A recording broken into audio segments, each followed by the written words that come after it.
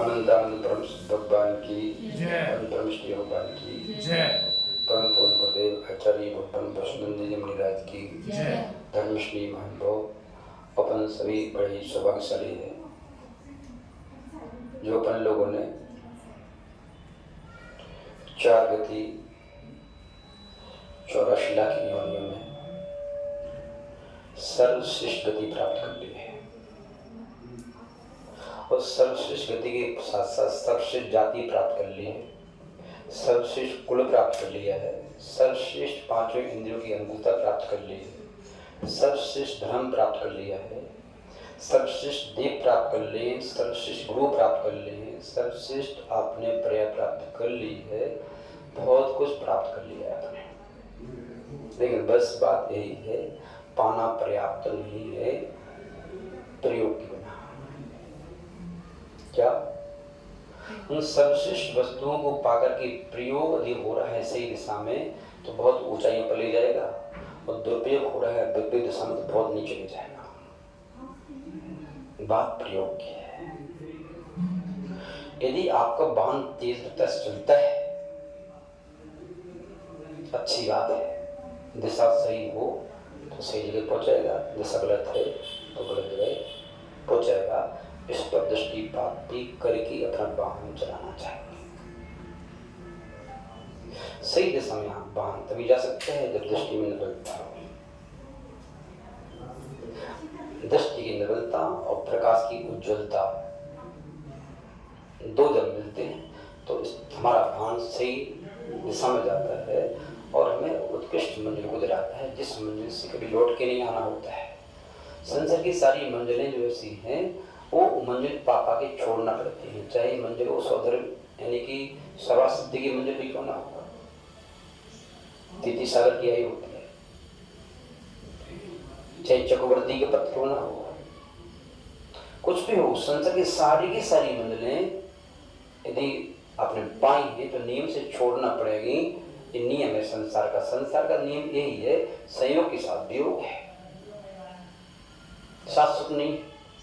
और शाश्वत मंजिल को पाना है तो दृष्टि में निर्बलता होना बहुत जरूरी है। जब हम नश्वर वस्तु की उपेक्षा नहीं करेंगे तो हम नश्वर पद मिलेगा नहीं। नश्वर में उलझ जाएंगे यदि, नश्वर में आसक्त हो जाएंगे यदि, नश्वर में यदि अटक जाएंगे तो अब नश्वर पद मिलने वाला नहीं है। महान भाव दो ही वस्तुएं हैं, एक चरम एक मरम। क्या? एक चरम एक मरम। चरम दिखता है, मरम दिखता नहीं है। और हम प्रय कर दिखने और दिखाने पर बहुत विश्वास करते हैं। उसी में राग और देश, अच्छा और बुरा, अपना और पराया, उच्च और तुच्छ की कल्पना करके अपने कर्मों का संचय करते रहते हैं। ये वास्तविकता में मरम क्या है? मरम तक कोई पहुंचता ही नहीं है। मरम तक मरम तक पहुंचने के लिए दृष्टि में निर्बलता चाहिए, मरम तक पहुंचने में कसाई की मंदता चाहिए, संपर्क ज्ञान का प्रकाश चाहिए, तत्व ज्ञान का प्रकाश चाहिए। वो यदि है तो पहुंच सकते हैं, अन्यथा चरण की चक्कर में हम जो है अपनी दुर्गति कर लेते हैं। एक छोटा सा दृष्टांत है, राजगिरी नगरी की राज उद्यानों में के पास एक श्रेष्ठ नृत्यकारिणी रहती थी, जिस नृत्यकारिणी की नृत्य को देख करके, उनकी वेशभूषा देख करके, उनकी हाव भाव देख करके, उनकी बोली वाणी देख करके, उसकी प्रतिक्रिया को देख करके बड़े बड़े लोग लाखों मोहरों की थैलियां फेंक देते थे उसके ऊपर। उससे मिलना कोई आसान बात नहीं था। लेकिन एक बार वह नृत्यकारिणी अपने उद्यान के बट वृक्ष के नीचे बैठ करके आम वृक्ष को निहार रही थी। आम वृक्ष में लगी हुई आम की फल, उस वृक्ष पर बैठी हुई कोयल तो कोह कोह की आवाज कर रही थी, उसको कान से सुन रहे थे।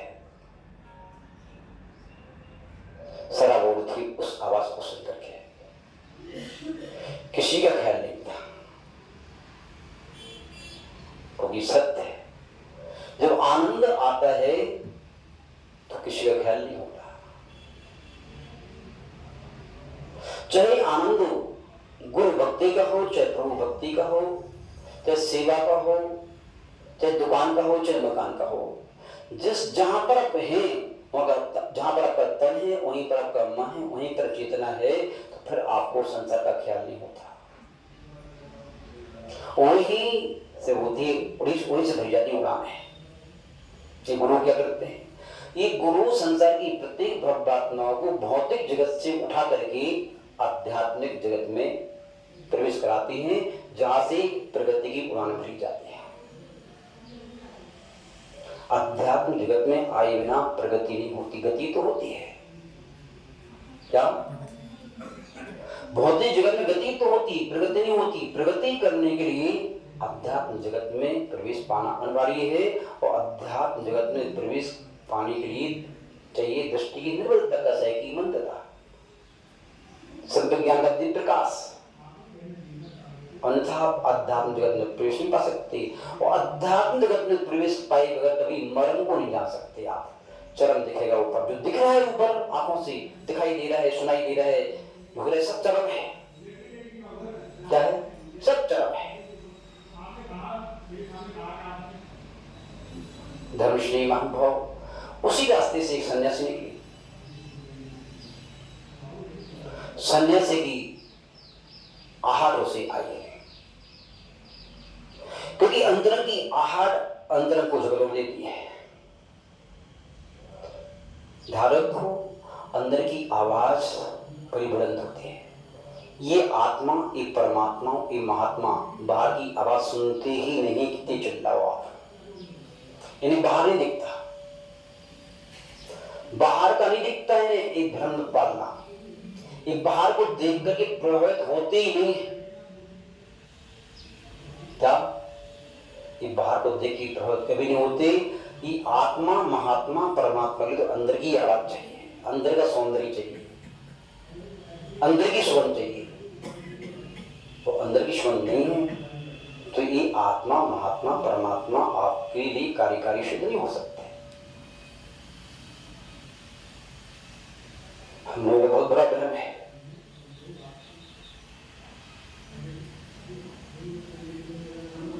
जैसे महात्मा ने प्रवेश किया, उसकी दृष्टि में पहुंची, महात्मा की अद्भुत सौंदर्य, प्राकृतिक दृश्य को देख करके सरलता, सहजता, विनम्रता और आध्यात्मिक से ओतप्रोत जो है और अभूतपूर्व शांति को देख करके बड़ी प्रभावित हो गए। उस नृत्यकारिणी ने उन महात्मा जी से अपनी बात रखी कि मैं आपको चाहती हूं, मैं आपको चाहती हूं, आप हमारे यहाँ आए, रहें, ठहरे, हमें आपकी उपस्थिति, आपकी नजदीकी, आपका नेह, आपका स्नेह, आपका प्रेम हमें आनंद देगा, खुशी देगा, प्रसन्नता देगा। कब आए? महात्मा जी ने कहा ठीक है, मुझे स्वीकार है, एक अभी आऊंगा। क्या आऊंगा? साधु सन्यासी की भाषा होती है, देखूंगा, विचार करूंगा। क्या देखूंगा, विचार करूंगा? क्योंकि किसी बात का सच जवाब नहीं देते हो, पता नहीं कहां चक्कर फंसाया जा रहा है। फिर नाप तलेस के लिए, फिर तोल तलेस के लिए, क्या है ये? समय की चाहिए सामने वाले को जानने के लिए, बगैर समय से किसी को जाना नहीं जा सकता। धर्मश्री मानव नृत्यकारिणी के ऊपर खिस पहुंची कि जिस नृत्यकारिणी को पाने के लिए बड़े बड़े राज सृष्टि लाखों की थैली निछोड़ करते थे, आप एक छोटे से सन्यासी ने मेरी अपेक्षा करते हैं।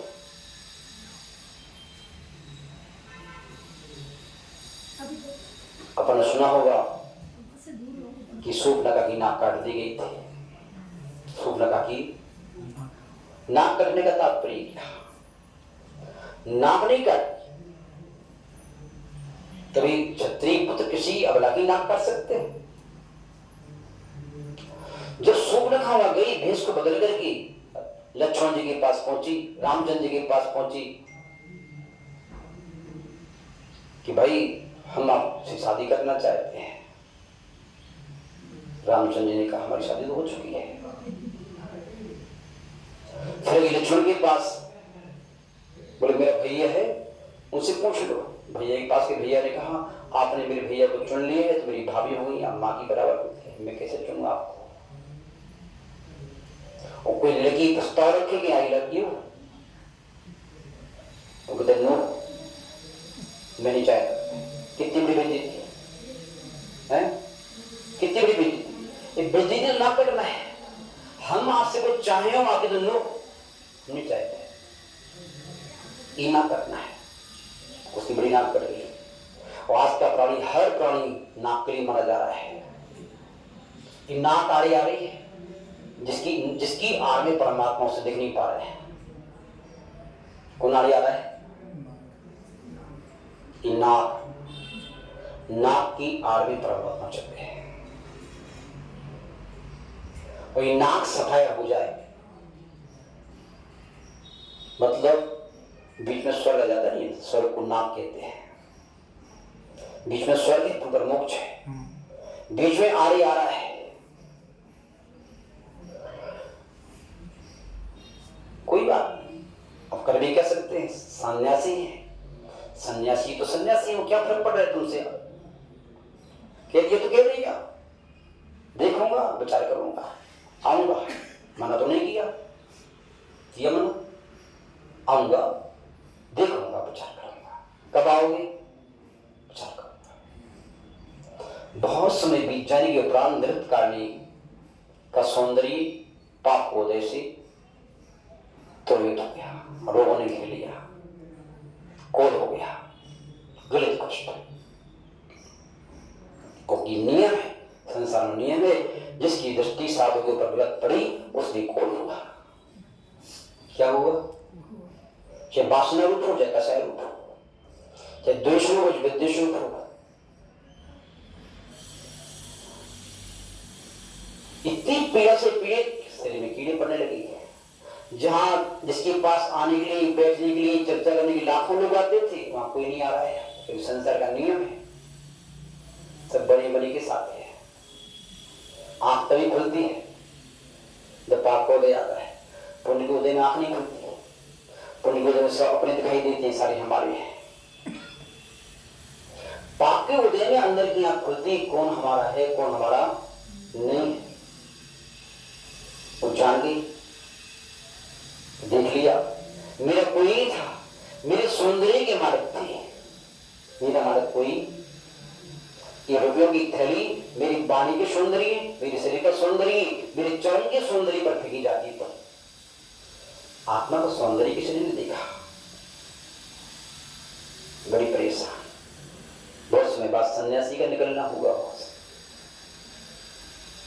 उसमें कोई बगीचे के पास ना आता दिख रहा है, ना जाता दिख रहा है।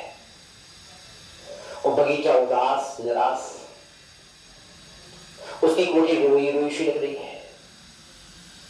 सत्य, जिस परिवार में बाल बच्चे हो, बहू बेटी हो, खुशहाल लोग हो, आनंद की बहार आ रही हो, उस परिवार में पहुंचते साथ आनंद आता है। जिस परिवार में बहू नहीं है, बेटी नहीं है, नाती नहीं है, पोती नहीं है, कोई नहीं है, वो साथ नरक है।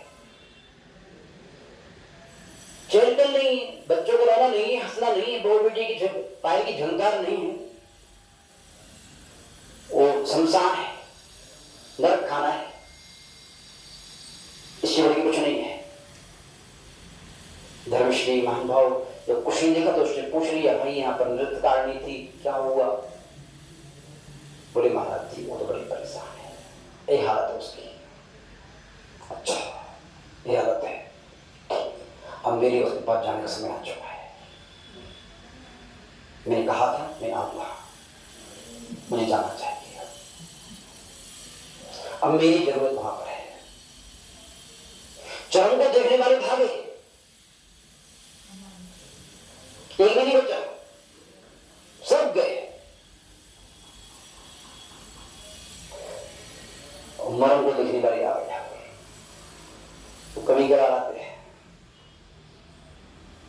जिनको देख नहीं पाते, जिनको सुन नहीं पाती, जिनको जान नहीं पाती, जिनको पहचान नहीं पाती, तो उनको जाने के लिए बहुत गहराई चाहिए। क्या चाहिए? बहुत गहराई चाहिए। उथला व्यक्ति उनको जान नहीं सकता। पहुंच गए आस्ते आस्ते, उसकी बेचैन, उदास, हताश और घनौनी शरीर को देख करके साधु के चेहरे पर मुस्कान, उस नृत्यकारणी के चेहरा उदास। प्रभु आ गए? जी, मैं आ गया। अब आने से क्या फायदा, मैं तुम्हें क्या दे पाऊंगा? जब सब कुछ था तब आई नहीं, मैं तुम्हें क्या दूंगी? देने लायक कुछ बचे नहीं मेरे पास।